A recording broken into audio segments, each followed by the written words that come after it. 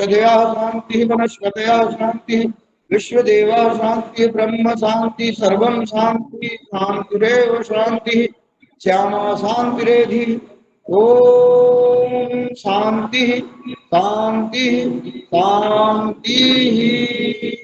ओम भारत माता की जय। जय।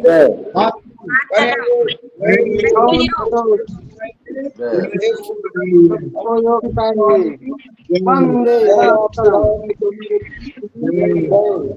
देश की रक्षा कौन करेंगे? हम करेंगे, हम करेंगे जी। हम करेंगे, हम करेंगे जी जी कैमरा बंद करके करेंगे। ओम सर सभी को जय गुरु।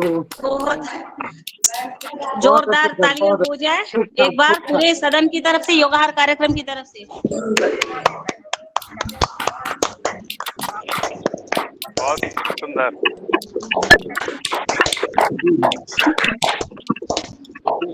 शुरू कराइए, 5 मिनट ज्यादा हो गए।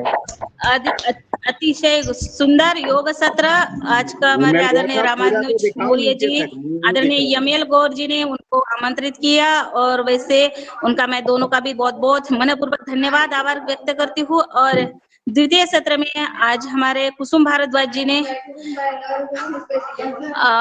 मुख्य वक्ता को आमंत्रित किया है, उनको सादर आमंत्रित करती हूँ। आप आइए आज के हमारे मुख्य वक्ता का परिचय के साथ उनको आमंत्रित करिए। आदरणीय कुसुम दीदी।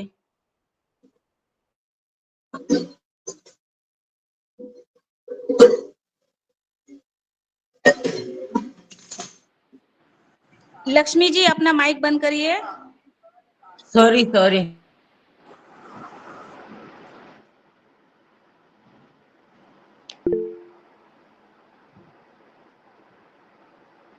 आदरणीय कुसुम भारद्वाज दीदी। म्यूट है, अभी म्यूट है, अनम्यूट होइए। जी धन्यवाद। मोबाइल नेटवर्क गड़बड़ करता बीच बीच में, इसलिए बस प्रॉब्लम हो जाती। टावर लगवा लो, आकृति कॉलोनी में टावर लगवा लो। बिल्कुल, आपके आपके आज्ञा से अब आप ही करवा दीजिए इस प्रबंध को। मैं तो ये उस बात में यहाँ पर अभी नहीं हूँ, सक्षम नहीं हूँ, आप करवाएंगे। चलिए धन्यवाद बहुत बहुत रंजना जी आपको। मंत्री महोदय के पीए हो गए हैं जी, प्रतिनिधि हैं आदरणीय यादव साहब, सांसद मंत्री महोदय प्रतिनिधि। इसलिए मैंने कहा कि आप बहुत सक्षम है, अब करवा सकते हैं। मैंने अभी डॉक्टर साहब को फोन लगाया हुआ, वो भी नेटवर्क में नहीं आ रहे हैं, जरा मैंने फिर से उन्हें अभी रिमाइंड करवाया है दूसरे माध्यम से। तब तक मैं आप लोगों को प्रणाम करती हूँ। परम पूजनीय गुरु सत्ता की सूक्ष्म उपस्थिति को सहृदय प्रणाम करते हुए मैं योगाहार के सभी गुरु भाई बहनों को प्रणाम करते हुए ओम नमस्कार। 1 मिनट देख रही हूं मैं कि डॉक्टर साहब आ गए हैं या अभी तक। रात को तो उन्होंने कहा था मैं बहुत समय से उपस्थित हो जाऊंगा, परंतु फोन लगाने से समझ में आ रहा है कि नेटवर्क में नहीं आ रहा है उनका भी फोन।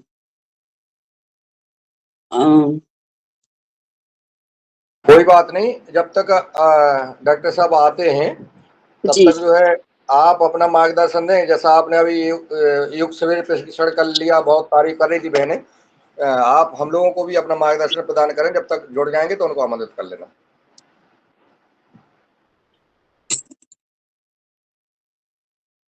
योग तो आज रामानुज भाई साहब ने बहुत अच्छा करवाया है और बहुत ऊर्जा मिलती है।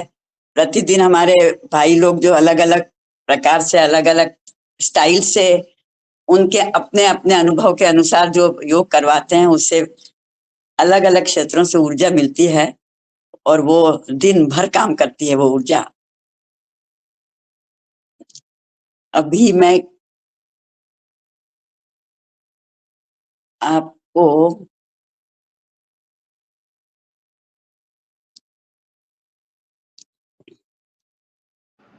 चलिए आज के मैं अपने आहार के बारे में ही आपको कुछ तब तक। हाँ, आहार के बारे में और आज की बदलती परिस्थिति। आज में जब हम देख रहे हैं कि इतनी परिस्थिति बदल गई है, युवा बच्चे और बच्चियां इतने हीन जो है और नशा लगे हैं, जो देख करके मन बहुत विचलित हो जाता है। 12-12, 13-13 साल की लड़कियां सिगरेट पीने लगी हैं। ये देखा अभी हमने कल परसों जब देखा भोपाल में, बहुत बुरा लगा। तो इस परिस्थिति को भी कैसे चेंज किया जा सकता है और क्या ध्यान दिया जा सकता है, इस पर भी आप मार्गदर्शन प्रदान करें। ये बिल्कुल आप एकदम सही मार्गदर्शन कर रहे हैं। ये जो हमारी पीढ़ी है वो संस्कार विहीन होती जा रही है और उनको संस्कार विहीन करने में कुछ अधिक हमारा भी हाथ है, क्योंकि पिछले 20-25 सालों में, पिछले 15-20 सालों में जो हम लोग इस बात से अनअवेयर हो गए, यानी जो हमारी यंग पीढ़ी है, बच्चों को लाने के लिए या बच्चों को संस्कार देने के लिए वो पीछे रह गई। उन्होंने केवल जो आधुनिक चटक भटक और विदेशों से जितना ज्ञान आ रहा है या विदेशी सभ्यता को अपनाते चले जा रहे हैं। तो बच्चे इसीलिए, क्योंकि जब बच्चे घर में अगर वो वातावरण देखेंगे नहीं, बच्चों को जब तक वो हमेशा देखकर और सुनकर ही समझते हैं, तो जब जन्म से लगाकर घर में ही हमारा जब तक वातावरण पवित्र नहीं होगा, जब तक वातावरण संस्कार सहित नहीं होगा, तब तक हम बच्चों में वो बात को नहीं डाल सकते। आज हमारी सबकी शिकायत ये है कि बच्चे सुनते नहीं हैं, बच्चे सुनते नहीं हैं, बच्चे सुनते नहीं हैं। ये हर एक माँ बाप के मुंह पर है, परंतु इस नेगेटिविटी को भी हमें नहीं फैलाना है। एक बात बहुत सूक्ष्म बात है ये, कि जितना हम नेगेटिव बोलेंगे उतना ही नेगेटिविटी वातावरण में फैलती चली जाएगी। ये बिल्कुल सत्य है कि हम जो देख रहे हैं आज की छोटे छोटे से बच्चे नशा करने लगे हैं, और स्लम्स में भी जाके देखिए और हाई क्लास सोसाइटी में भी जाके देखिए, वो बल्कि शायद ज्यादा इस बात को पकड़ रहे हैं। स्कूलों में, कॉलेजेस में लड़के लड़कियां ये सब नशे के आदि होते चले जा रहे हैं। तो केवल और केवल इस प्रकार की बात बोलने से कि ऐसा हो रहा है, नेगेटिव नेगेटिव नेगेटिव फैलाने से नहीं होगा। हमें बोलना भी पॉजिटिव है कि नहीं, ये चीज को हमको सुधारना है, सुधरेगी। ठीक है, इतना सा कह लेने से आप लोग का विचार होगा कि खाली ऐसे कह लेने से क्या होगा, परंतु खाली कह लेने से जो वातावरण में जो वेव जाती हैं, जो तरंगे जाती हैं, कि ऐसा नहीं हो सकता, अच्छा ही होगा, हमारे बच्चों के संस्कार सुधरेंगे। इवन बच्चों को घर में भी जो बच्चा शैतानी कर रहा है या बच्चा कुछ बिगड़ी बात कर रहा है, उसको अगर हम ये कहें कि तुम ऐसा कर रहे हो, तुम झूठ बोलते हो, तुम नशा कर रहे हो, तुम खराब काम कर रहे हो, तुम्हारी ये आदत खराब है, इस प्रकार से अगर हमको बोलते रहेंगे तो वो उसी लाइन में जाएगा, उससे सुधरेगा बिल्कुल भी नहीं। बल्कि उससे हमें पॉजिटिव बोलना है कि नहीं, आप तो बहुत अच्छे हो, आपको तो ये आदत नहीं है। देखो, थोड़ा सा उदाहरण देके, बड़ों का उदाहरण देके, अपनी कहानियों के द्वारा उदाहरण देके उनको सुधारना है। दूसरा, हमें स्कूलों और कॉलेजेस में जाके हमारे योगाहार परिवार के सब सदस्य अब इस सब बातों से अवेयर हो गए हैं और सब बहुत परेशान भी है कि वातावरण बिगड़ रहा है, सब परेशान है। तो हमें ही जाकर काम करना होगा, हमें ही बच्चों के बीच में जाके, जहां बच्चों के ग्रुप्स हैं, जहां पर वो कलेक्ट होते हैं, जिन संस्थाओं में हम सोच सकते हैं कि यहाँ जाकर हम कुछ बोल के, कुछ बता के, वहाँ के जो हेड्स होते हैं, वहाँ के प्रिंसिपल्स हैं, वहाँ के लेक्चरर्स हैं, टीचर्स हैं, उनको थोड़ा सा मोटिवेट करना पड़ेगा। हमारा जो एक ग्रुप है, ये जो हमारा ग्रुप है योगाहार का, ये इन सब बातों के लिए रोज हम बातें कर रहे हैं और रोज परेशान भी हो रहे हैं इस बात को लेकर कि ऐसा वातावरण बिगड़ रहा है। तो यहाँ वही वाली बात है कि जब तक हम अपने आप को, हम खुद नहीं जागेंगे, हम खुद नहीं उठाएंगे, केवल हम बैठ के कि नेगेटिव बात करते रहेंगे तो उससे काम नहीं होगा। ये बिल्कुल सत्य है कि तालाब इतना ज्यादा गंदा हो चुका है कि उसको 2 दिन में, 4 दिन में साफ करना आसान नहीं है, परंतु धीरे धीरे हमें सफाई का कार्य शुरू तो कर देना पड़ेगा। जैसे पिछले 20-25 सालों में हमने उसको गंदा किया है या गंदा वो हो गया है, तो उतना ही समय आगे लग जाएगा। परंतु इस उम्मीद के साथ कि अगले 20-25 सालों में तो कम से कम आज जो बच्चा पैदा हो रहा है, आज जो बच्चा जन्म ले रहा है, वो बच्चे को तो संस्कार मिले, और उसके लिए हमें संस्कारों की जो पद्धति हमारी पुरानी है, जो 16 संस्कार की हमारी पुरानी पद्धति है, गर्भधान संस्कार से, गर्भाधान संस्कार से, उसके बाद पुंसवन संस्कार, सीमांतोनयन संस्कार, अन्नप्राशन, ये जितने भी संस्कार हमारे हैं, आप सब जानते हैं, हम तो बुजुर्ग हैं, इस ग्रुप में सब बड़े लोग जुड़े हुए हैं, सब संस्कारों के बारे में सबको जानकारी है।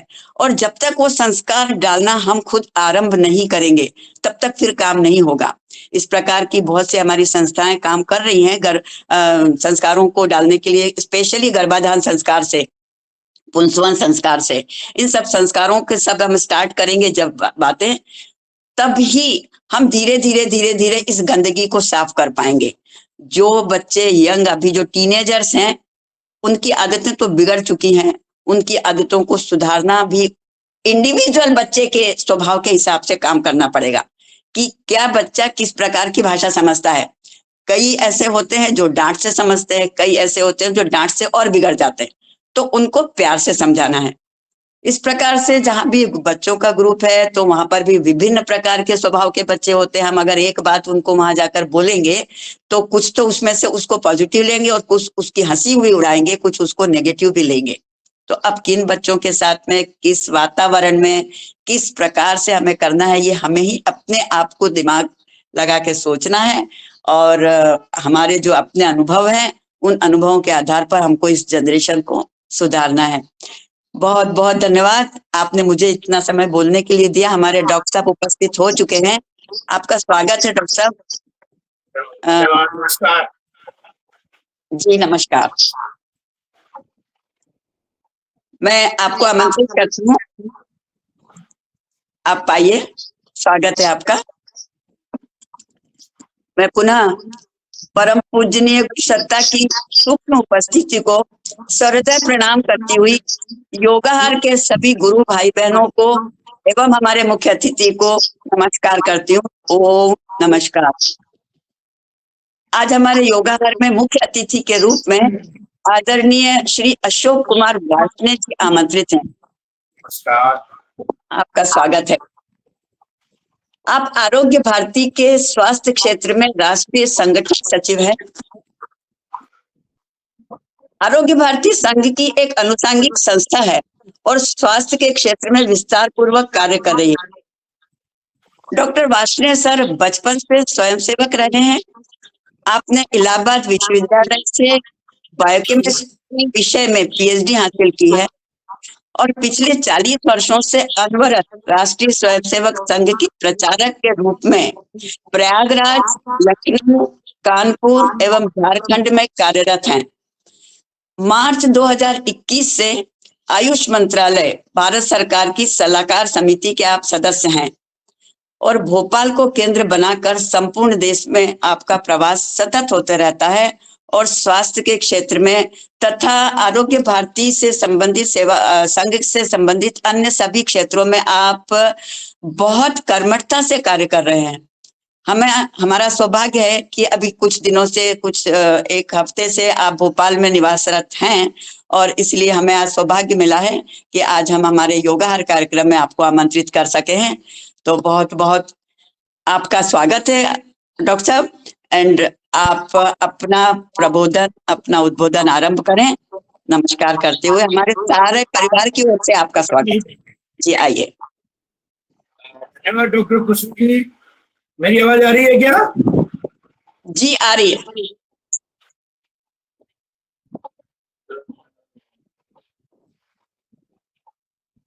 इस वेबिनार में उपस्थित डॉक्टर कुसुम भारद्वाज जी और अन्य सभी बंधु भगनीगण, मुझे जुड़ने में थोड़ी सी देर हो गई। 7 बजे का समय था, 7 बजे तो मैं जुड़ गया, लेकिन थोड़ा और पहले जुड़ना चाहिए तो और अच्छा रहता था मेरे लिए।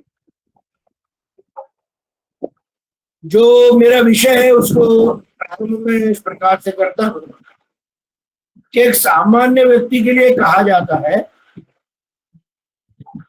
कि अच्छा स्वास्थ्य क्या है, तो कॉमन मैन के लिए कहते हैं कि अगर उसको अच्छी भूख लगे, अच्छी नींद आए और पेट ठीक से साफ हो, तो हम कहते हैं सामान्य रूप से ऐसा व्यक्ति। विश्व स्वास्थ्य संगठन, वर्ल्ड हेल्थ ऑर्गेनाइजेशन, वह भी यही कहता है कि हेल्थ के state of complete physical, mental, social and spiritual wellbeing, not merely the absence of disease and infirmity. अब ये जो चारों चीजें हैं, फिजिकल, मेंटल, सोशल और स्पिरिचुअल, विश्व स्वास्थ्य संगठन में ये तीन चीजें तो थी पहले से, फिजिकल, मेंटल, सोशल, कि शारीरिक दृष्टि से, मानसिक दृष्टि से, सामाजिक दृष्टि से ठीक है। और एक और चीज गई, absence of disease, not merely the absence of disease. ये not merely the absence of disease यही नहीं है। तो सब देशों ने अलग अलग समय पर मांग की कि स्वास्थ्य केवल इतना ही नहीं है, तो स्पिरिचुअल हेल्थ भी है। और 1996 में विश्व स्वास्थ्य संगठन की जो बैठक हुई, उसमें स्पिरिचुअल हेल्थ को WHO की परिभाषा में जोड़ा गया, और इसीलिए तब से स्पिरिचुअल हेल्थ इसमें जुड़ गया। लेकिन एक सामान्य व्यक्ति के हिसाब से कहें कि अगर कोई व्यक्ति बीमार नहीं है, कोई सिम्टम नहीं दिखाई दे रहे, तो क्या हम पूर्ण रूप से स्वस्थ बोल सकते हैं क्या उसे? तो यह कहना भी उचित नहीं होगा। जैसे एक हॉस्पिटल से डिस्चार्ज हुआ मरीज, क्लिनिकली उसको कोई सिम्टम नहीं है, डॉक्टर्स के हिसाब से वो सही है, तो दवाएं चलेंगी, बाद में ठीक हो जाएगा, तो क्या हम उसको पूर्ण स्वस्थ बोलेंगे? तो शायद नहीं। तो और क्या होना चाहिए कि वह अपने अंदर से प्रसन्नता का अनुभव करता है क्या? अगर वह अपने अंदर से प्रसन्नता का अनुभव नहीं करता, तो और बाकी सारे गुण नहीं भी है, तो हम उसको पूर्ण स्वस्थ नहीं बोल सकते। और इसलिए यह आवश्यक है कि उसको रोग ना हो, एक बात। दूसरा, रोग ना होने के साथ साथ वो अंदर से प्रसन्नता का अनुभव करना चाहिए। तब हम कहेंगे हाँ, वह जो है पूर्ण रूप से स्वस्थ है। और इसीलिए आयुर्वेद में बहुत अच्छी परिभाषा की, समदोष समाग्निश्च समधातु मलैक्या प्रसन्न आत्मेन्द्रिय मन स्वस्थ विधीयते।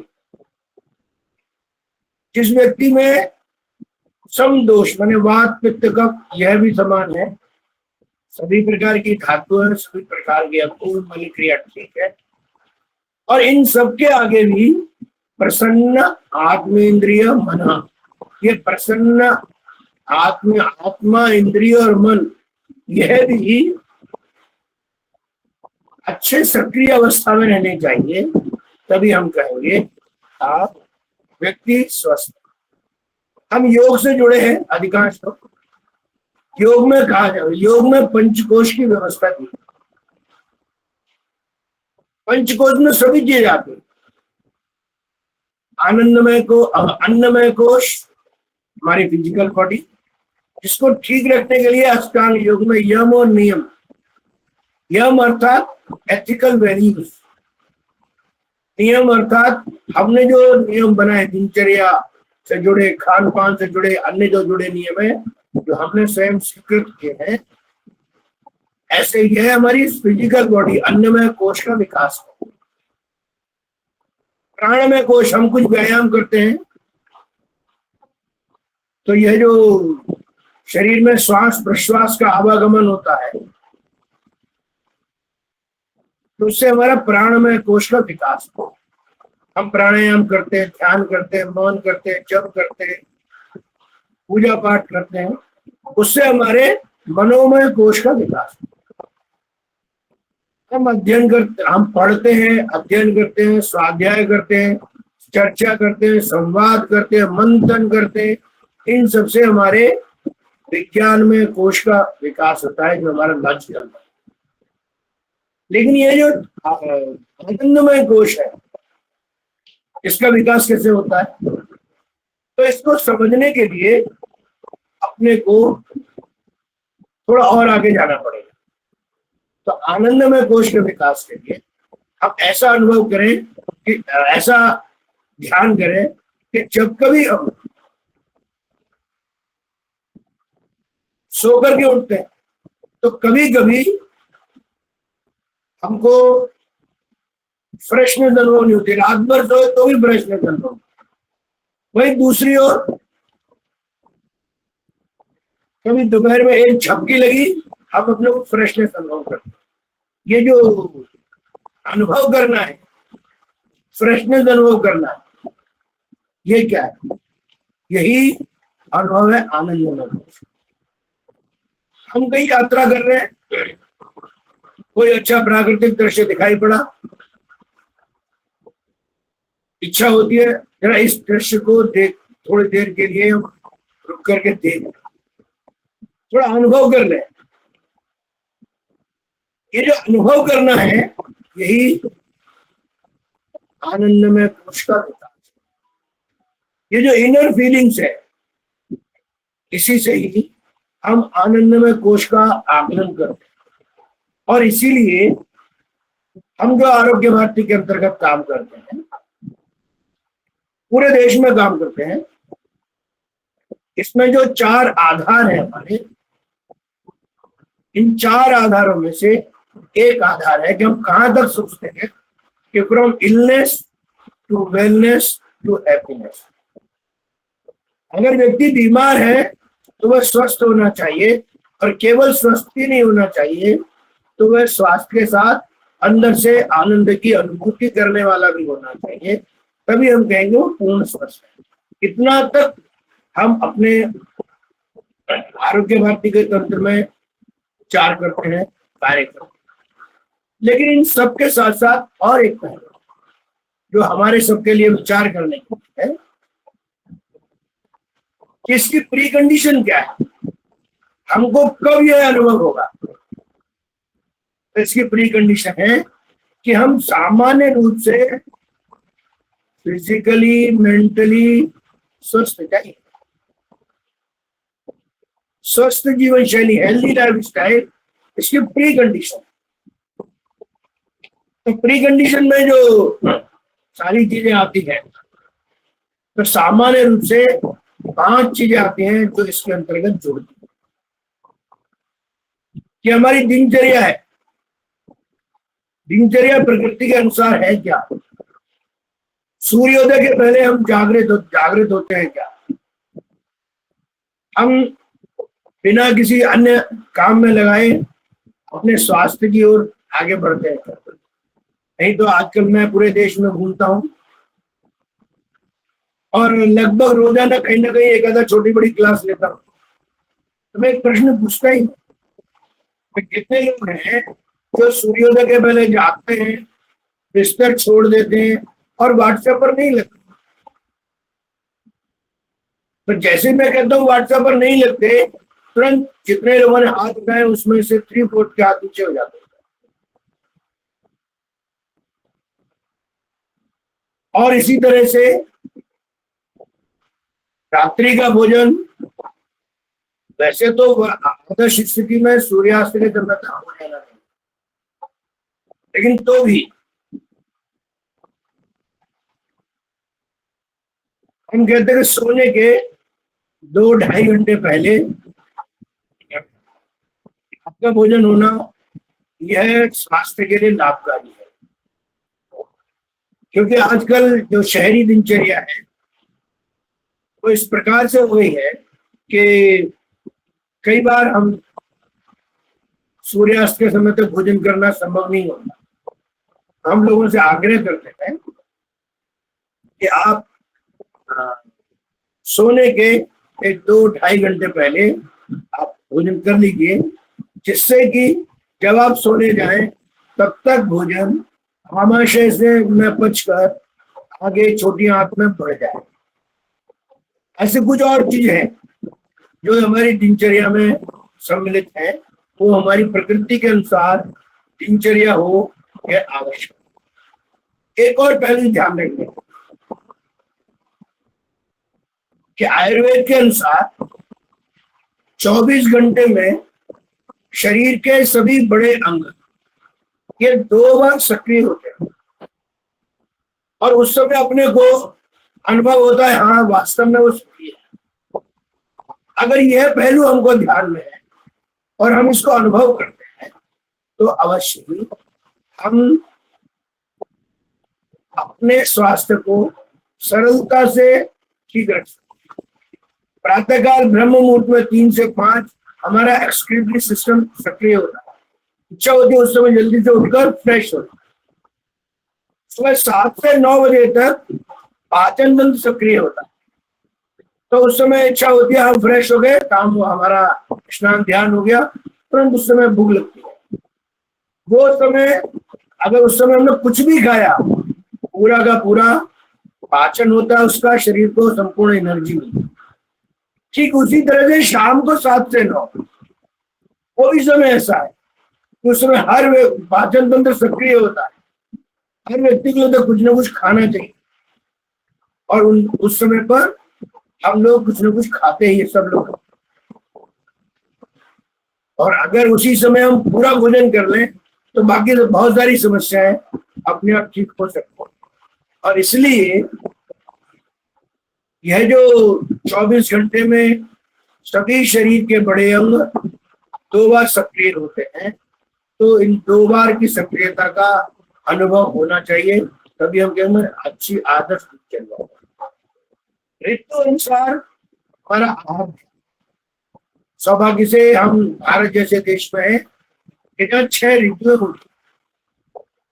इतना ही नहीं तो उत्तर भारत में एक जैसा मौसम है, दक्षिण भारत में दूसरे प्रकार, पश्चिम भारत में एक प्रकार का है तो पूर्वी भारत में अलग है, सेंट्रल भारत में सब मिला जुला, गर्मी सर्दी बरसात हेमंत शरद बसंत सब ऋतु है, हर एक का अपना उपयोग है। दक्षिण में वर्ष भर टेम्परेचर एक समान ही रहता है, तो राजस्थान में खूब गर्मी और खूब ठंडक की है। दक्षिण में ह्यूमिडिटी हमेशा मिलेगी, राजस्थान उत्तर भारत में ड्राइनेस ही है। जहां पर जैसी जलवायु है, जैसा मौसम है, जैसा ग्राउंड वाटर है, प्रकृति ने उस जलवायु और मौसम में मनुष्य को कौन से आवश्यक तत्व चाहिए, हमको उसी जलवायु उसी मौसम उसी स्थान पर उनको उपलब्ध कराने के लिए वैसी सब्जियां, वैसे फल, वैसे औषधीय पौधे उपलब्ध कराए। लेकिन ये मनुष्य है, उसको लगता है मेरे पास सबसे अधिक बुद्धि है और वो अपनी बुद्धि का इस्तेमाल करके वो जाड़े में होने वाले फल सब्जी का प्रयोग गर्मी में करना चाहता है और गर्मी में होने वाले फल सब्जियों का प्रयोग सर्दी में करना है। गर्मी में अधिक गर्मी है, उस समय शरीर को पानी चाहिए, प्रकृति ने ऐसी चीजें दी जो वाटर कंटेंट जिसमें अधिक, खीरा है, हरी सब्जियां हैं, सब इसी श्रेणी में आते हैं, तरबूज है, आम है, खरबूज है, वर्षा हुई तो जामुन है, ये सारी चीजें उसके अनुसार है। अगर हम जाड़े में हमको मूली है, गाजर है, अमरूद है, मटर है, गोभी है, मूंगफली का सामान है, तिल का सामान है, अगर हम मटर गोभी गर्मी में खाएंगे, खा तो सकते हैं, लाभ नहीं होगा। खीरे को जाड़े में खाएंगे, खा सकते हैं, लाभ नहीं होगा। तो जो जिस ऋतु में उस ऋतु में ही उसका प्रयोग करना चाहिए। और एक और पहलू है विरुद्ध आहार, आयुर्वेद में टर्मिनोलॉजी है, उसकी जानकारी भी रहनी चाहिए। मैं यहाँ उसके बारे में चर्चा नहीं करूंगा आगे विषय पढ़ने के लिए, लेकिन कुछ और पहलू फाइब्रस भोजन यह अपेक्षित है, भोजन का फाइब्रस होना, हमारा सिलेक्शन ऐसा चाहिए फाइबर्स पर्याप्त रहे, कम प्रोसेसिंग चाहिए। अधिक प्रोसेसिंग से भोजन के जो पोषक तत्व हैं, जितना अधिक प्रोसेस करेंगे उतना ही वो कम होते चलेगा। तेल मसाला आवश्यक है, ये भारतीय भोजन की विशेषता है। तेल मसाला उसका वैल्यू एडिशन करते हैं, पचाने में सहायक है, हमको बहुत सारे माइक्रो न्यूट्रिएंट्स भी उससे मिलते हैं। और हमको ये भी जानकारी होनी चाहिए कि ये मसाले केवल भारत में ही होते हैं, सबके पास नहीं। भारत प्राचीन काल से आज तक मसालों का व्यापार करता आया और इसलिए यह आवश्यक है कि हमारा भोजन फाइब्रस हो, ऋतु के अनुसार हो, कम तेल मसाले का हो और बैलेंस डाइट हो। हम मॉडर्न टर्मिनोलॉजी बोलते हैं प्रोटीन, कार्बोहाइड्रेट, फैट्स, ये सब रहने चाहिए, इनका डेफिनेट कंपोजिशन। आयुर्वेद में बोलते हैं षड्रस होना चाहिए, मधु, अम्ल, लवण, कटु, तिक्त, कषाय। मीठा भी चाहिए, खट्टा भी चाहिए, नमकीन भी चाहिए, थोड़ा तीखा भी चाहिए। ऐसे सब प्रकार की चीजें रहने पर भोजन हमारा षड्रस युक्त हो, तभी वो बैलेंस डाइट में बनता है। और एक और चीज हमको बहुत अच्छा लगा इसलिए हमने बहुत खा लिया, यह भी मात्रा भी उपयुक्त चाहिए, बहुत कम भी नहीं, बहुत ज्यादा भी नहीं। शरीर को जितनी आवश्यकता है उसको अनुभव करना और उसको लेना, यह हमारा आहार। व्यायाम, हर व्यक्ति के लिए कुछ न कुछ व्यायाम अपेक्षित है, लेकिन इस व्यायाम का प्रकार क्या हो? शरीर के सभी अंगों का कुछ न कुछ व्यायाम हो, संचालन हो, स्ट्रेचिंग भी हो, कॉन्ट्रैक्शन भी हो। लेकिन हर व्यक्ति की क्षमता अलग अलग होती है, जानकारी अलग अलग होती है। यह अपनी क्षमता के अनुसार कुछ न कुछ शारीरिक व्यायाम ये करना ही चाहिए, उसी के प्रकार, उसी के अनुसार, उसी के हमारा मानसिक स्वास्थ्य, कोई प्राणायाम, ध्यान, पूजा पाठ, मौन, जप, कुछ तो भी हमारी दिनचर्या का अंग बनना ही चाहिए, जिससे हमारे अंदर स्टेबिलिटी आती है, दूर तक सोचने की क्षमता विकसित होती है, हम पुरानी चीजों को भूलकर नए कार्य करने के लिए तत्पर होते हैं। और इसीलिए कुछ न कुछ हमारी दिनचर्या का, ये हमारे जीवन शैली का एक भाग हो रहा है। और उसके भी आगे हमारी सोच कैसी है, यह सकारात्मक है क्या? हम एरोगेंट तो नहीं है, बात बात में प्रश्न तो नहीं खड़ा करते, हमारी लिसनिंग कैपेसिटी बहुत कम है, हम आगे नहीं बढ़ रहे, तो भी हमारे लिए सोचने का विषय है। और इसलिए यह आवश्यक है कि हम केवल शब्द के अनुसार नहीं, बोल करके पॉजिटिव नहीं, अपने कार्य व्यवहार में भी, अपने उपक्रमों में भी हम सकारात्मक हैं क्या? हमारा बोलना, हमारी सकारात्मकता परिणामकारी।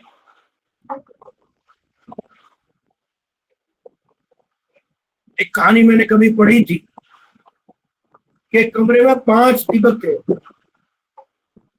एक दीपक था उत्साह का, एक था शांति का, एक था हिम्मत का, एक था समृद्धि का, एक था उन्नति।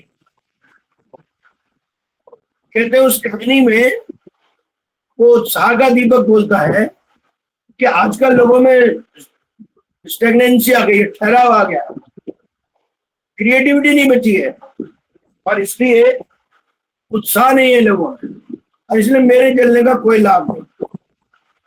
तो दीपक बुझ जाता है। बगल में शांति का दीपक है, वो कहते हैं लोगों में आपस में वाद विवाद होता है, संघर्ष होते रहते हैं, शांति नहीं है, तो मेरे भी जलने का क्या लाभ है, वो भी बुझ जाता है। तीसरा हिम्मत का, लोग तो दीपक भी यही बोलता है, जब उत्साह नहीं है, शांति नहीं है, आगे बढ़ने की स्थिति नहीं है, रिस्क लेने को तैयार नहीं है, तो मेरे भी जलने का कोई लाभ, वो भी बुझ जाता है। जब उत्साह, शांति, हिम्मत सब खत्म, तो समृद्धि कैसे आएगी? वो दीपक ही। पांचवा दीपक, जब ये सोच रहा था तब तो उस कमरे में छोटा बालक आया। वो देख करके खुश हो जाता है, अरे अभी एक दीपक जल रहा है, 4 बुझ गए, कोई बात नहीं। वो उस एक दीपक, उम्मीद के दीपक को उठाता है और बाकी चारों को जला देता है। पूरा कमरा प्रकाशमान हो जाता है। छोटा बच्चा ज्यादा नहीं जानता, वो इतना ही जानता है कि पूरे कमरे में प्रकाश होगा, बड़ा खुश हो जाता है। हमारे जीवन का भी ऐसा, अगर उम्मीद है, हमारी ऑप्टिमिस्टिक नेचर है, सकारात्मक भाव है, तो हमको उत्साह भी आएगा, शांति भी रहेगी, हिम्मत भी बढ़ेगी, तो समृद्धि भी आएगी। तो अकेला ही है जो उम्मीद का दीपक है, यह हमेशा जलाते रहे। इसके अनुसार, लेकिन इस सबके साथ साथ और एक पहलू है कि सारी चीजें तो है, लेकिन हमको करना क्या है? तो कुछ उदाहरण देता हूं जो हर व्यक्ति कर सकता है। मेरे मामा जी, मैं अलीगढ़ का रहने वाला हूं, मेरा परिचय कराया अभी।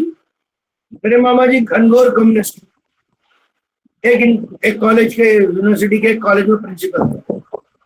हम लोग जब छोटे थे, आज से 50 साल पहले, 50-52 साल पहले, हम लोग जानते भी नहीं थे बहुत तरह से कि कम्युनिस्ट क्या होता है, लेकिन वो कहते थे मैं कम्युनिस्ट हूं। लेकिन जब वो रिटायर हुए, समाज में सब तरह का व्यवहार फिर करने लगे, तो उनको ध्यान में आया कि जिस पद्धति से वो चल रहे थे उससे मन की शांति नहीं है। वे यूनिवर्सिटी के कॉलेज में प्रिंसिपल रहे, लंबे समय तक प्रिंसिपल। वो जहां रहते हैं, अभी भी हैं वे, उन्होंने अपने जैसे लोगों का एक समूह बना दिया, चिंतन मंथन करने लगे। और क्या काम लिया उन्होंने? कहीं कोई प्रवचन होगी, कथा होगी, वहां जाकर वहां एक चरण पादुका सेवा रहती है, तो लोग आते हैं, जूते चप्पल उतारते हैं, उनको रखना, और जब समाप्त होती है तो उनको वापस।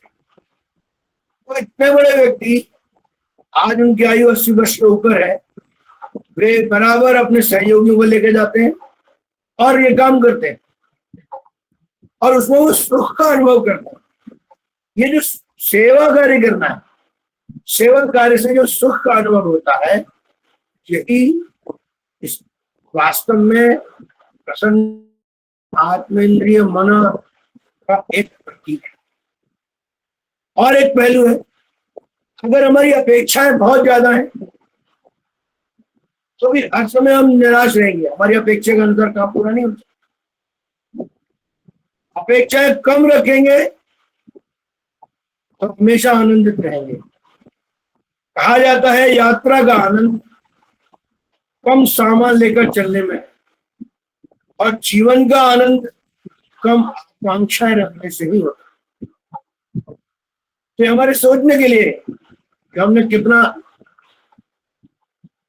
कितनी अपेक्षा पाल रखी। और एक पहलू है अधिकार वाणी, मेरा अधिकार है, ये होना ही चाहिए। इसके स्थान पर अगर हमने सुझाव और कर्तव्यों का ध्यान रखा, उनकी चर्चा की, उस मनस्थिति से है, तो हमको ये मानसिक आनंद की अनुभूति होगी, प्रश्न नहीं खड़े होंगे, और हमें हमेशा सोचने के लिए, हम आगे सोचने के लिए तैयार हैं। एक और पहलू रहता है, समाज में हर व्यक्ति के अपने अपने गुण हैं। केवल हम सीनियर सिटीजन हैं, हम थोड़े बड़े आयु में हो गए तो हम ही सर्वगुण संपन्न है, ऐसा नहीं है। हमसे एक छोटा व्यक्ति भी ज्यादा गुणवान हो सकता है, कोई विशेष गुण हो सकता है उसका, हो सकता है अनुभव कम होगा लेकिन कोई विशेष योग्यता हो सकती है। तो हम छोटों को भी सम्मान देते हैं क्या? मैंने देखा तो अपने घर का ही, मैंने मुझे उदाहरण ध्यान आ गया। 1975 की बात होगी, पर छोटे मामा जी की का विवाह हुआ। बड़े मामा जी को कोई पत्र लिखना था, छोटे मामा की पत्नी को कुछ बोलना था, उन्होंने पत्र में बाकायदा सम्मान सूचक शब्द का प्रयोग किया। हम छोटे थे तो हमने कहा मामा जी ऐसा क्यों किया आपने? बोले नहीं, उसका भी अपना स्तर है, वो मेरे से छोटी बात अलग है। पत्र में, बोलने में, व्यवहार में छोटों को भी सम्मान देते हैं, तो सम्मान तो हम छोटों को देते हैं, लेकिन स्वयं की अनुभूति एक अंदर से आनंद की। और एक पहलू थर्ड पर्सन के समान व्यवहार।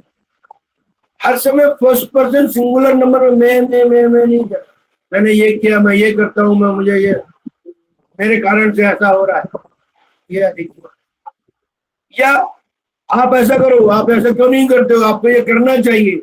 सेकंड पर्सन में भी हम सब ऐसा ऐसा करेंगे तो ऐसा ऐसा परिणाम होगा। तो थर्ड पर्सन में वार्ता करना, समझना, बोलना, व्यवहार करना, वैसा करने से एक सामूहिकता का बोध होता है, सकारात्मकता का बोध होता है, जो थर्ड पर्सन के समान। प्रकृति के साथ यथासंभव रहना। कितना रह सकते हैं? हमारे घर में पेड़ पौधे हैं क्या? हमारा घर एकदम क्लोज केबिन जैसा है कि थोड़े बाहर का वायुमंडल कुछ हवा आती जाती हो, क्रॉस वेंटिलेशन है, उसका भी प्रभाव पड़ता है। हमारा मनपसंद कोई काम करते हैं, हमको आनंद की अनुभूति होती है। कोई मनपसंद खाने की वस्तु मिल जाए, उसमें आनंद की अनुभूति।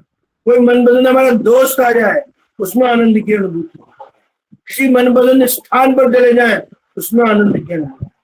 ये जो मनपसंद काम करना है, व्यक्ति से मिलना है, बात करना है, यह भी करना चाहिए।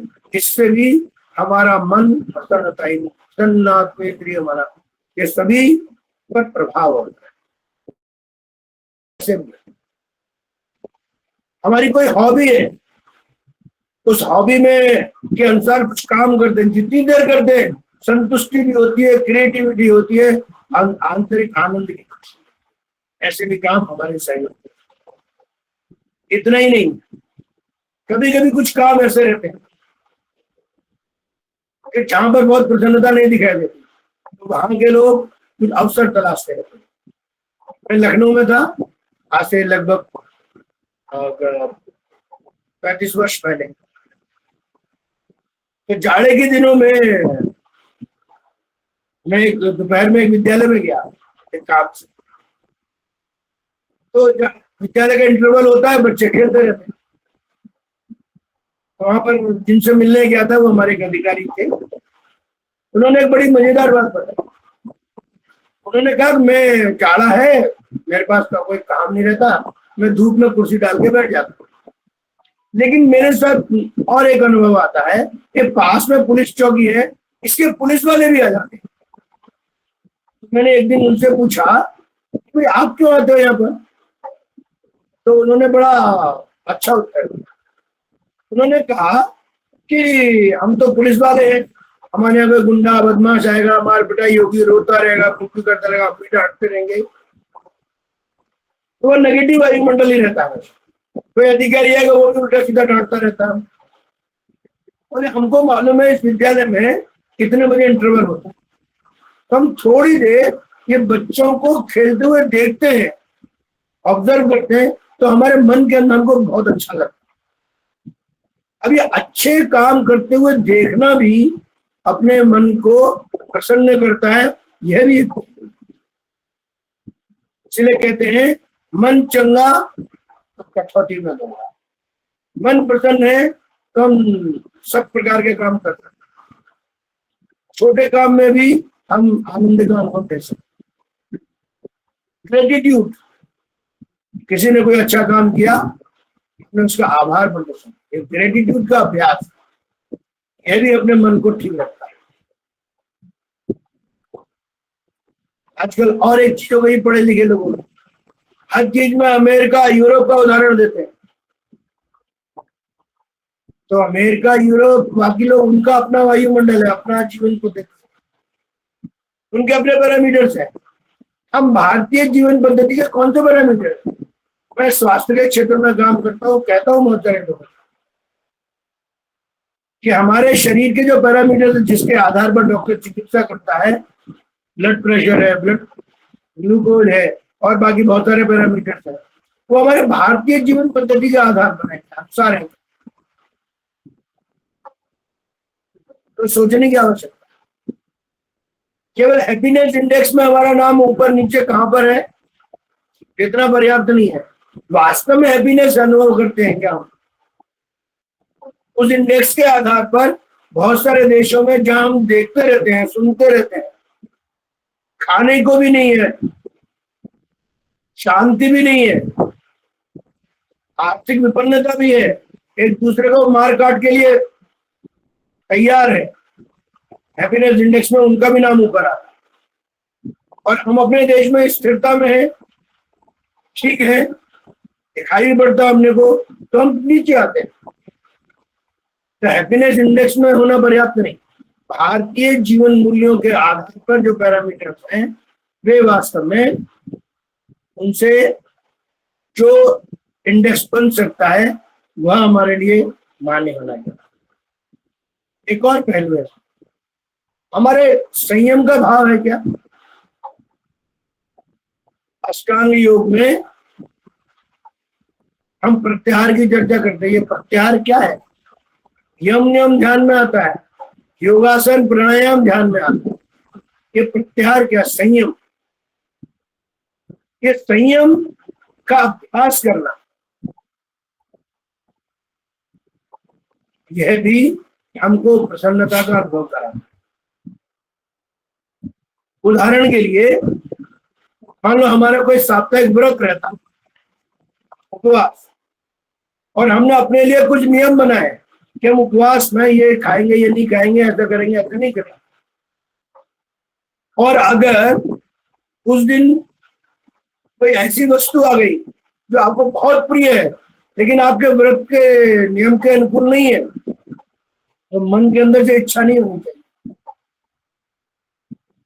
नहीं आज मेरा उपवास है, मैं नहीं लूंगा, और उसमें भी प्रसन्नता का अनुभव कर, अंदर से इच्छा ही जागरूक।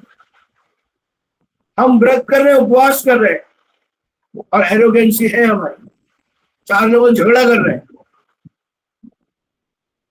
छोटी छोटी बात पर झगड़ा कर रहे हैं, हमारा व्रत करना बेकार। हमारे कार्य व्यवहार का मानसिक स्वास्थ्य पर प्रभाव पड़ता है, और इसीलिए यह जो मन का नियंत्रण है यह भी बहुत आवश्यक है, यह होना चाहिए। और एक पहलू है त्याग की भावना। भगवान ने, प्रकृति ने सब कुछ दिया है, हर व्यक्ति के पास दिया है, लेकिन और हम बड़ी आयु में है, अर्थोपार्जन करना, संग्रह करना बुरा नहीं है, लेकिन हमारे यहाँ कहा गया शतहस्त समाहारा सहस्त्र हस्त विकिरा, 100 हाथों से कमाइए और 1000 हाथों से दान। देने में सुख का अनुभव होना। हम घर में बच्चे को, किसी भिखारी को पैसा देना है और कहीं देना है, हम बच्चे के हाथ से दिलवाते, क्यों? उसको अनुभव कराते देने में, ये दो देने में भी प्रसन्नता का अनुभव होता है, उसकी स्पिरिचुअलिटी को डेवलप करते हैं। ये देने में भी सुख का अनुभव होता है कि हमको सोचेगा।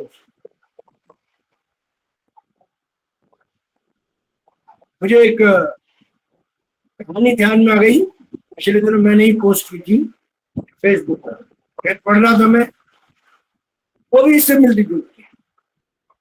हम जानते हैं कि सुप्रीम कोर्ट के एक जज है श्रीमान रंगनाथ, वो उड़ीसा के रहने वाले थे। वो रिटायरमेंट के बाद एक दिन पुरी के मंदिर में दर्शन करने, वो चीफ जस्टिस ऑफ इंडिया रहे थे, इसलिए उनका एक स्तर था, कोई ना कोई बॉडीगार्ड साथ में चलता ही था। तो मंदिर में जैसे ही प्रश्न वो आगे बढ़ने जा रहे थे कॉरिडोर में, तुरंत पीछे से आवाज आई, रंगनाथ बाबू, रंगनाथ बाबू। पीछे से जब आवाज आई रंगनाथ बाबू, तो उनको समझ में गया कौन आवाज। फिर आवाज आई रंगनाथ बाबू, तो उन्होंने देखा पीछे मुड़कर, के किनारे पर बैठा हुआ एक भिखारी, सो कुष्ठ हो गया था, बिखरे बाल थे, गंदा गंदा था, और वो वहां पर बैठा वही आवाज दे रहा था। ये लौट करके उसके पास गए, अरे भाई तुमने मुझे बुलाया, क्यों बुलाया तुमने? बोले रंगनाथ बाबू आपने मुझे पहचाना नहीं, अभी chief justice of India security बोले, ये भिखारी उनसे कहता बोल रहा। तो उन्होंने कहा कि जो व्यक्ति था कि आप मुझे ऐसे नहीं पहचानेंगे, मैं याद दिलाता। बोले जब आप एडवोकेट थे हाई कोर्ट में, तो आपने मेरा एक केस लड़ा था, एक हत्या हो गई थी, और उस हत्या में मुझे जेल हो गई थी, और आपने मेरा केस लड़कर मुझे उससे बचाया था, बाहर किया।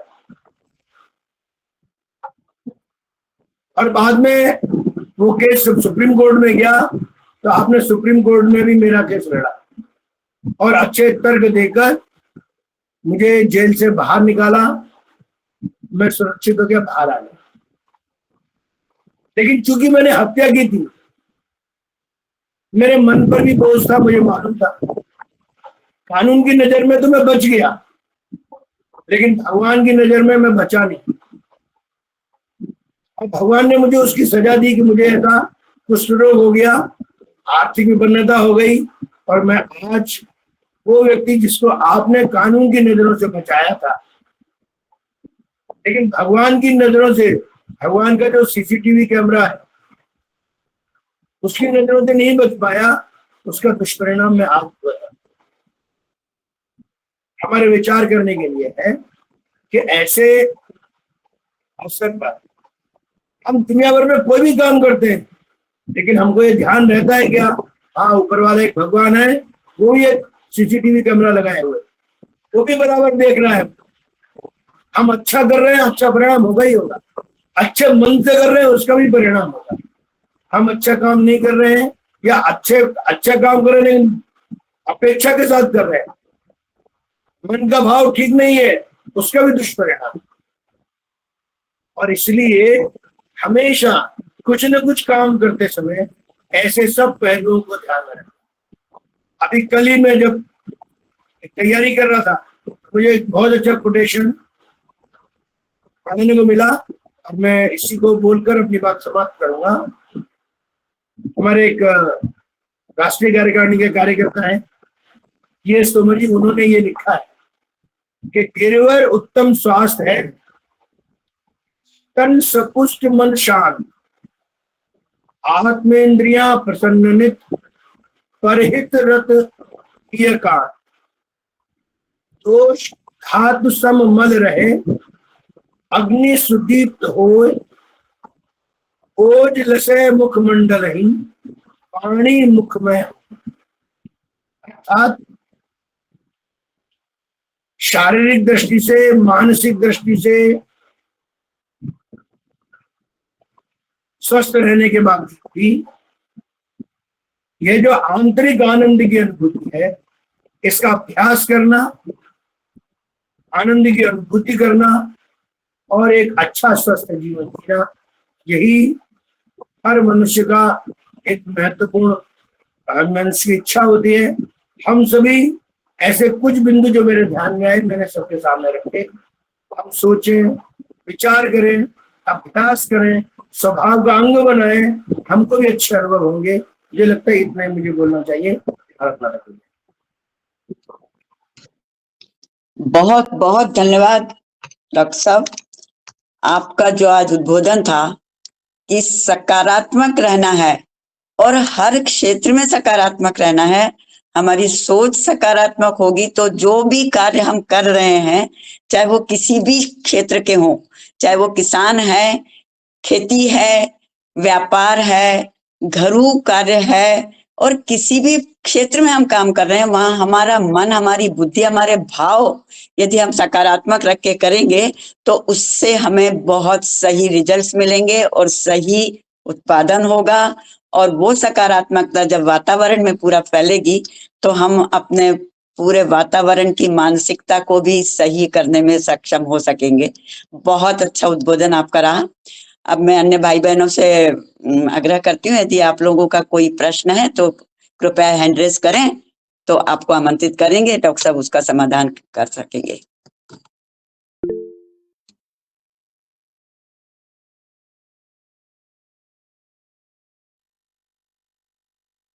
जी, डॉक्टर एमएन साहब का हैंड रेज है। डॉक्टर साहब आप आइए, आप अपना प्रश्न करिए।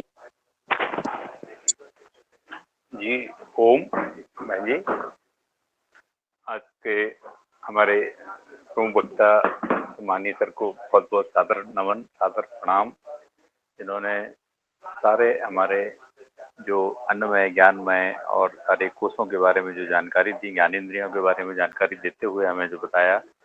इससे पहले हमारे जो योग शिक्षक थे उन्होंने बहुत अच्छा योग कराया। मेरा एक चूंकि सर से एक निवेदन था कि जो आपने अभी बताया कि शरीर के मुख्य अंगों का जो 2 बार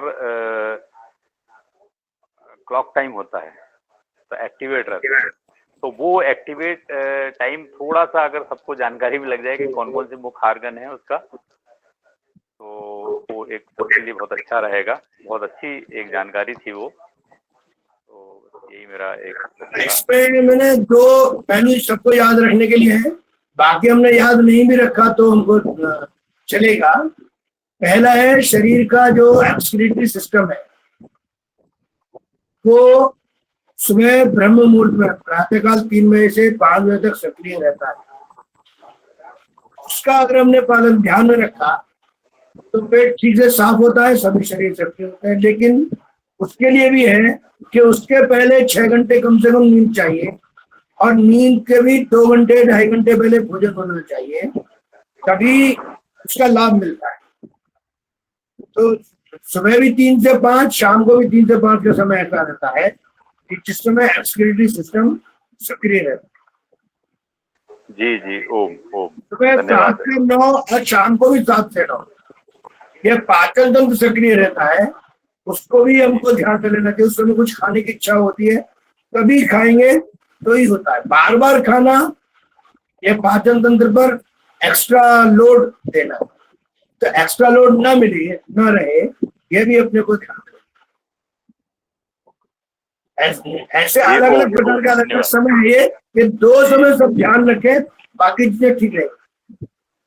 जी जी ओम, वो तो एक अपनी थोड़ी जानकारी के लिए मैंने चाहा था। बाकी का आपने जो आज आनंदमय कोष की जो व्याख्या कर दी है और ये किया कि वो एक एक बहुत उत्तम चीज रही है और उससे सब कुछ मिल जाएगा, ये बहुत अच्छा आपका ये रहा जी ओम।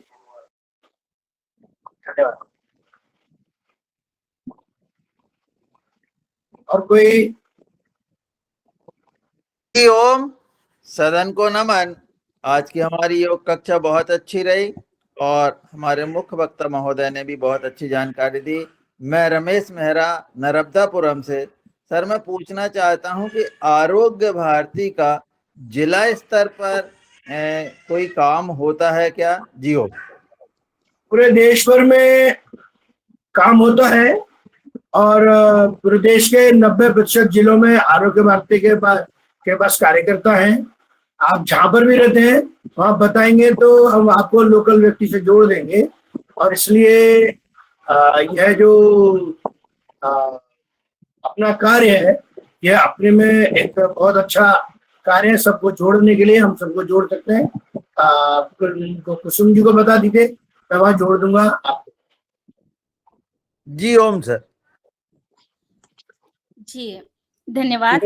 और आगे में आदरणीय अन्य अगर आप और किसी का हैंड रेज अभी नहीं दिख रहा है, मैं आदरणीय पवन कुमार जी को आमंत्रित करती हूँ, आप आए और अपना उद्बोधन दें। जी है क्या? मुझे तो जी जी नमस्कार, धन्यवाद डॉक्टर कुसुम, आपने आज डॉक्टर वार्ष्णेय को जोड़ा, उसके लिए आपको भी अभिनंदन, और डॉक्टर वार्ष्णेय का भी अभिनंदन कि आज आपने बहुत एक जो दृष्टिकोण दिया है हमारे जीवन को खुशी का दृष्टिकोण देने का जो दृष्टिकोण है वो निश्चित रूप से सबको आनंदित रहा है। मेरा एक अभी एक टिप्पणी है, कमेंट्स हैं, उसको कहेंगे कि एक तो जो हम स्वास्थ्य के बारे में बातचीत कर रहे हैं, वो स्वास्थ्य का जो दर्शन है उसको कई बार हमें, जो हमारी सनातन संस्कृति है उसमें बहुत अच्छी तरह से उसको दिया गया है, और हमें बार बार बाहर से लोग आकर के उसके बारे में भी जानकारी भी देते हैं और बताते हैं, और फिर हमें लगता है कि हाँ ये बहुत अच्छा है, जबकि हमारे पास अपनी संस्कृति में वो चीज पहले से विद्यमान है। इस क्रम में अभी कुछ दिन पहले मुझसे एक चर्चा हुई, और वो थी आपके वन हेल्थ के ऊपर। वन हेल्थ मतलब केवल मानव स्वास्थ्य की ही बात नहीं कर रहे हैं, उसमें पशुओं भी हैं, बाकी जानवर भी हैं, और उसके साथ ही आपका सारा का सारा जो इकोसिस्टम है, इकोलॉजी है, एनवायरनमेंट है, उसके स्वास्थ्य की भी बातचीत हो रही है। तो इस पर ये चिंतन ये हो रहा था कि क्यों नहीं हम सब चीजों को ध्यान में रखते हुए हर एक चीज के स्वास्थ्य के प्रति हम जागरूक रहें और उसके अनुरूप ही काम करें। तो उदाहरण के लिए हम जानवरों के स्वास्थ्य पर भी बातचीत करें। हम अगर गाय के साथ, हमारा किसान गाय के साथ काम करता है, तो उसके स्वास्थ्य के प्रति जागरूक होकर के उसके प्रति वो देखे कि कोई कष्ट तो नहीं हो रहा है। और इसी तरह से बाकी भी जो प्राणी हैं, उनको तो कोई कष्ट नहीं हो रहा है, मतलब उनके स्वास्थ्य को तो कोई कष्ट नहीं है। इसी तरह से हमारे पंच तत्व में जमीन, मिट्टी, पानी, हवा, इसके स्वास्थ्य को तो हम अपने कार्यों से खराब तो नहीं कर रहे हैं। तो ऐसा जब चिंतन होगा और इसको एक समग्र रूप से हम आगे काम करते हैं और उसके लिए अपने आप को जिम्मेदार समझते हैं, तो मुझे लगता है कि ऐसा कार्यों के प्रति एक चिंतन हमें करने की जरूरत है। और ये तो हमारी संस्कृति का ही हिस्सा है, जैसे मैंने कहा था, इसमें सब चीजों के ऊपर हम ध्यान रखते थे। पंच तत्वों को हम पूछते हैं, गौ माता को पूछते हैं, बाकी भी जानवरों के, चींटी, कुत्ते, सबके लिए कुछ न कुछ एक विशिष्ट स्थान रखा हुआ है। तो उसके स्वास्थ्य के प्रति पहले से लिखा हुआ भी है, करते भी आए हैं, लेकिन और ज्यादा जागरूकता की आवश्यकता है, ऐसा मेरा मत है। तो इस विषय पर अगर हम चिंतन करें, और आरोग्य भारती भी इस बारे में भी देश भर के अपने जो नेटवर्क है उसके माध्यम से इस चीज का भी अगर चिंतन करती है, इसके ऊपर चर्चा करते हैं, उसके ऊपर ध्यान देते हैं, और अपने स्वास्थ्य से संबंधी जो हम वार्तालाप करते हैं, तो मुझे लगता है कि हमें साथ मिलकर के इस तरह से कार्य करने की आवश्यकता है। जो हम वन हेल्थ का एक नारा इन्होंने दिया था, तो वन हेल्थ का हम ध्यान रखें और उसी में ही अपनी खुशी को देखें। हमारी खुशी उसी में है वो कि हमने पंच तत्व को कितना सुरक्षित रखा, कितना स्वस्थ रखा, हमने जानवरों को और जो बाकी जो जीव हैं उनको कितना स्वस्थ रखा, उसके लिए हमने क्या योगदान किया, या हमने उल्टा उसका देखे कि कितना हमने अस्वस्थ किया, कितना हमने बाकी अपने कार्यों की वजह से उनको अस्वस्थ किया। तो ये भी एक इंडिकेटर हो सकता है। दोनों तरफ से इसको समझने का प्रयास करना चाहिए, क्योंकि केवल पॉजिटिव दृष्टिकोण ही नहीं, उसका जो नकारात्मक प्रभाव जो पड़ा है उसके ऊपर भी अगर हम कुछ मानक बना लें, मापदंड बनाएं और उसके ऊपर चिंतन करें, अपने बच्चों के साथ करें, परिवार में करें, समाज में करें, जो भी अवसर मिलता है उसके साथ करेंगे, तो निश्चित रूप से हम करेंगे। और इसके बाद जो हमने माप लिया, उसको देख लिया, प्लस माइनस जो भी है, तो उसके बाद हमने किया इसको भी मापने का प्रयास करें कि मेरा योगदान क्या है। मैंने ऐसा किया था, नकारात्मक कुछ किया तो कितना किया, कितना नकारात्मक हुआ, और उसको मिटिगेट करने के लिए, जिसको अंग्रेजी में कहते हैं मिटिगेशन, उसके लिए हमने क्या किया, या जो मैंने सकारात्मक किया वो कितना किया, कितना हुआ इसमें। अब उदाहरण के लिए मैं बताना चाह रहा हूँ कि अभी बहुत ज्यादा बातचीत होती है, हम पेड़ लगा देंगे तो पेड़ बचा के हमारा पृथ्वी बच जाएगी और कार्बन उससे कम हो जाएगा, लेकिन उसके बारे में मैंने चिंतन किया और जानकारी की, तो पता लगा कि एक पेड़ जो है वो करीब एक साल में करीब 25 किलो कार्बन डाइऑक्साइड सूखता है, 25 किलो। और जो हमारा एक आदमी का जो कार्बन फुटप्रिंट है वो करीब कितना था, 4000 किलोग्राम प्रति वर्ष हो गया है। तो एक आदमी को अपना कार्बन फुटप्रिंट सूखने के लिए 4000 को, या जो भी उसकी संख्या थी, उसको 25 से डिवाइड कर देंगे तो एक पता लगेगा कि एक आदमी को सालाना अपना फुटप्रिंट, कार्बन फुटप्रिंट कम करने के लिए इतने पेड़ लगाने की जरूरत है। और पेड़ ऐसा नहीं कि आज लगा दिया तो उससे होने लग गया, वो फुली ग्रोन पेड़ जब 20 साल का हो जाएगा तब जाके आपका कार्बन फुटप्रिंट जो है एक आदमी का खत्म होगा, मतलब मिटिगेट हो जाएगा, और बाकी का तो ऐसे ही रहेगा इसमें। तो इसलिए हम जो अपने स्वास्थ्य के प्रति, और फिर मिलाकर के ये सारे स्वास्थ्य को अगर हम जोड़ते हैं तो हम एक पृथ्वी के स्वास्थ्य के ऊपर बातचीत करते हैं और उसका एक मूल्यांकन करते हैं। तो हमारी तो वर्तमान स्थिति में हम अपनी अगस्त माह के शुरुआत में ही साल भर की जो पृथ्वी की धारण क्षमता है उसको हमने एक्सीड कर दिया है। अब हम जो मूल है उसको खा रहे हैं और अपने आप को आगे धकेल रहे हैं। आगे जो हमारी स्थिति है वो आने वाले समय पर कहते हैं कि टेम्परेचर इतना बढ़ जाएगा, जो अभी क्लाइमेट चेंज और पृथ्वी का स्वास्थ्य बिगड़ गया है उसको करने के लिए और ज्यादा कठिन समय आने वाला है। तो मेरा ये मानना है कि हम स्वास्थ्य को भी एक समग्र रूप से समझते हुए और उसमें अपनी खुशी को तलाशने का अगर हम क्रम को जारी करते हैं उसके ऊपर काम करते हैं तो शायद हमारा जीवन एक सार्थक दृष्टिकोण से आगे बढ़ सकता है। मुझे इतना ही कहना है। मुझे एक चीज और कहनी है कि कल हमारा इस योगाहार मंच के 1200 दिन की यात्रा पूर्ण हो जाएगी। कल 15 अगस्त भी है, तो इसके लिए भी हम सभी को हमें एक अग्रिम जानकारी के रूप में बताना चाह रहा हूं और हम सब मिलके इसको सेलिब्रेट करें। और जो हमारे कल का सेशन है उसमें भी थोड़ा समय निकाल के इसमें भी चर्चा करेंगे। 15 अगस्त की भी बधाई देंगे सबको। तो इतना कह के मैं अपनी वाणी को विराम देता हूँ। ये नमस्कार, धन्यवाद। जी धन्यवाद भाई साहब, बहुत सुंदर विचार आपके। और समग्र स्वास्थ्य को लेके, इंटीग्रेटेड स्वास्थ्य को लेके जो बात होना चाहिए वो होना चाहिए बिल्कुल। तभी सब स्वस्थ रहता है। मानव समाज भी तभी स्वस्थ रह सकेगा जब पर्यावरण स्वस्थ होगा और इंटीग्रेटेड स्वस्थता जब रहेगी सभी प्रकार से, तभी हम भी स्वस्थ रह सकेंगे। बहुत बहुत धन्यवाद। अन्य कोई किसी का हैंड रेज? डॉक्टर किशोर दुबे जी को मैं बोलूंगी यदि जी बोले। हाँ, 1 मिनट। पवन सर ने आदरणीय पवन कुमार सर ने एक बात और छुपाई है कि उनकी जो कविता वाली पुस्तक है अब छप गई है और जल्दी ही हम सबको मिलने वाली है। ये भी खुशखबरी है। अरे वाह, बहुत बहुत बढ़िया।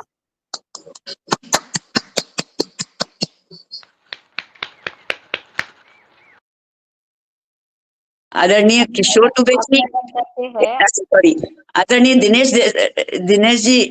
दिनेश सेमवाल जी, आपका हैंड रेज भी था बीच में, यदि आप कुछ बात करना चाहते हैं तो। जी धन्यवाद दीदी। प्रणाम।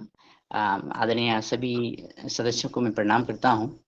और जो आज हमारे आदरणीय वार्ष्णेय जी ने हमारी प्रसन्नता की बात रखी है, वास्तव में ये प्रसन्नता ही हमें आगे ले जाती है और प्रसन्नता के प्रभाव से ही हमारे सारे कार्य संपन्न होते हैं अच्छे से। एक बीच में एक बात आई और मैं भी काफी समय से ही सोच रहा था कि हम समय समय पर अपनी प्रसन्नता का माप करते हैं, राष्ट्रीय स्तर पर भी, व्यक्तिगत स्तर पर भी और अंतर्राष्ट्रीय स्तर पर भी। और जो नेशनल ग्रॉस हैप्पीनेस है, इंटरनेशनल ग्रॉस हैप्पीनेस है, मुझे कुछ ये समझ में आया है कि क्या ये हमारी जो नेशनल ग्रॉस हैप्पीनेस का जो इंडेक्स है ये अन्य कारणों से भी प्रभावित होता है, कई तरह के कारणों से। क्योंकि मुझे एक श्लोक आपको मैं जब सुन रहा था तो एक याद आ रहा था कि केयूराणि भूषयन्ति पुरुषम हारो न चंद्रो ज्वला न स्नानम न विलेपनम न कुसुमम न अलंकृता मूर्धजा वाणी क्या समलंकरोति पुरसम या संस्कृता धार्यते चीयन्ते खलभूषणानि सततम वागभूषणम भूषणम। जो हम संस्कृति की आपने बात की, उसके संरक्षण से वास्तव में हमारे देश की जो हैप्पीनेस वो बढ़ेगी।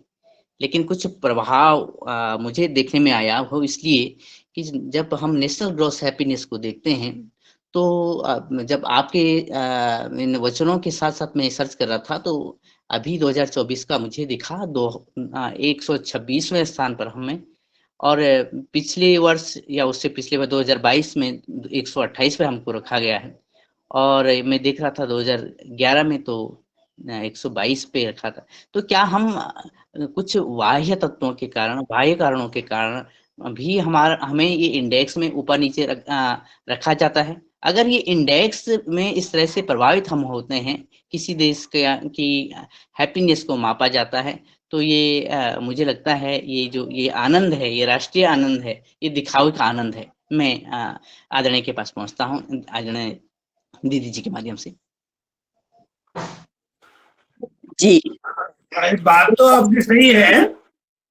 मैंने इसीलिए बोला था कि ये जो स्टैंडर्ड्स हैं, यह भारतीय संस्कृति, भारतीय परंपरा के अनुसार न होने के कारण यूरोपियन परंपरा के अनुसार है, और इसलिए बहुत सारी चीजें हमारे भारतीय संस्कृति के अनुकूल नहीं बैठती उसमें, और वे जो आकलन करते हैं वो अपने आधार पर करते हैं, तो हमको लगता है वही सही है, लेकिन वो सही नहीं है। इसलिए कई बार हम देखते हैं कि बहुत सारे सरकारी संस्थान, केंद्र सरकार उनको नकारती रहती है कि आपके पैरामीटर्स हो सकते हैं, लेकिन हमारे पैरामीटर दूसरे प्रकार के, हमारी संस्कृति का अंग अलग। जैसे अभी आपने वाणी के बारे में बताया या अन्य और चीजें बताई, तो वास्तव में वही पैरामीटर तुम्हारे लिए ज्यादा होते हैं। कमल जी हाथ उठाए। जी आदरणीय कमल जी का हैंड रेज है, आप बोलेंगे। सभी को नमस्कार जी। मेरा प्रश्न तो नहीं है, मैं तो अशोक जी को नमस्कार करना चाह रहा था, क्योंकि मैं दिल्ली से हूँ। कमल जी है जी, दिल्ली वाले हैं ना? हाँ जी, मैं दिल्ली से हूँ, शादरा हाँ, से मैं सुनना घर गया हूँ आपके। हाँ जी, हाँ जी, आप घर आए थे, बस आपको देखा तो मैंने कहा नमस्कार कर लो। ये भी ध्यान में आ गया। जी जी जी बहुत अच्छा। जी।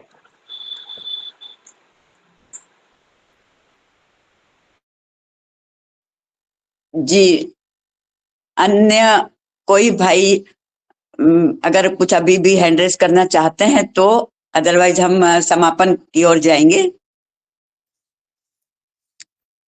जी दीदी, समय हो गया है। जी, समय हो गया। शांति पाठ आप कर लें। मुनीलाल भाई साहब, आपको मैं आमंत्रित करवा दूं। जी जी, आज के युगहर कार्यक्रम में आदरणीय हमारे रामानुज मौर्य साहब ने बहुत अच्छा योग किया, और योग के बाद आज हमारे आदरणीय डॉक्टर अशोक जी, आरोग्य भारती प्रमुख, जो मध्य प्रदेश भोपाल से पधारे युगहर कार्यक्रम में, उन्होंने जो अपना अनुभव और हम सबको जो मार्गदर्शन प्रदान किया, इसके लिए युगहर परिवार की ओर से बहुत बहुत आभार और बहुत बहुत धन्यवाद। आदरणीय पवन कुमार जी ने जो अभी एक पुस्तक का यूट्यूब पर डाली है, उसको हम सब्सक्राइब करें, जैसा आदरणीय रंजना बहन जी ने बताया। और युगहर कार्यक्रम लगातार निरंतर नए नए आयाम रच रहा है। इसमें आप सबका विशेष सहयोग, सहभागिता के कारण यह सब संभव हो पा रहा है। इस जनहित, राष्ट्रहित, सनातन धर्म हित में ये युगहर कार्यक्रम निरंतर अपने कदम बढ़ा रहा है। आप लोगों से निवेदन है कि इसमें हम अन्य साथियों को जोड़ें, बुद्धिजीवियों को जोड़ें, वक्ताओं को जोड़ें, योगाचार्यों को जोड़ें, और एक दूसरे को इससे जोड़ करके राष्ट्र हित में अपना सहयोग प्रदान करें। जो आज के समय की परिस्थिति जो बदल रही है, हमारे हिंदू भाई जाग रहे हैं, जागना अति आवश्यक है, क्योंकि हमें राष्ट्र की रक्षा करना है। राष्ट्र में जो विधर्मी अन्य देशों में, चाहे बांग्लादेश हो, चाहे कई घटनाएं हैं, उसका भी अब परिवर्तन देखने को मिल रहा है। हम सबको जागना है और जगाना है, यही हमारा मुख्य उद्देश्य है। अगर हमने यह सब कर पाया, सिर्फ हमें विचारधारा अपनी जो है प्रकट करना है। हमारे मन में सभी भाव हैं, परंतु हम एक दूसरे से शेयर नहीं करते हैं। अगर हमने शेयर किया तो उनको मनोबल बढ़ता है, और वह भी अपने कदम आगे बढ़ाते हैं। अपने सामर्थ्य और सक्षमता के अनुसार हर व्यक्ति ये चाहता है कि हमारा राष्ट्र समृद्ध हो, सुखी हो। इसके लिए हमें बिल्कुल आगे, चाहे वो सोशल मीडिया हो, चाहे हमारे व्याख्यान हो या हमारी चर्चा हो, ये हमें अवश्य करना चाहिए। हर जगह चर्चा करना चाहिए, ताकि हम अपने देश को, जो भारत में राम राज्य था, हमारा कृष्ण राज्य है, हम इस राज्य में, इस देश में हम अपने हिसाब से अपने सनातन धर्म की रक्षा के लिए पुनः हम राम राज्य ला सकें। हमारे महान विद्वान और राष्ट्र के गौरव परम पूज्य स्वामी जी परम सिद्धे आचार्य जी, हमारे देश के प्रधानमंत्री माननीय राष्ट्र ऋषि नरेंद्र भाई मोदी जी लगातार प्रयास में लगे हुए हैं।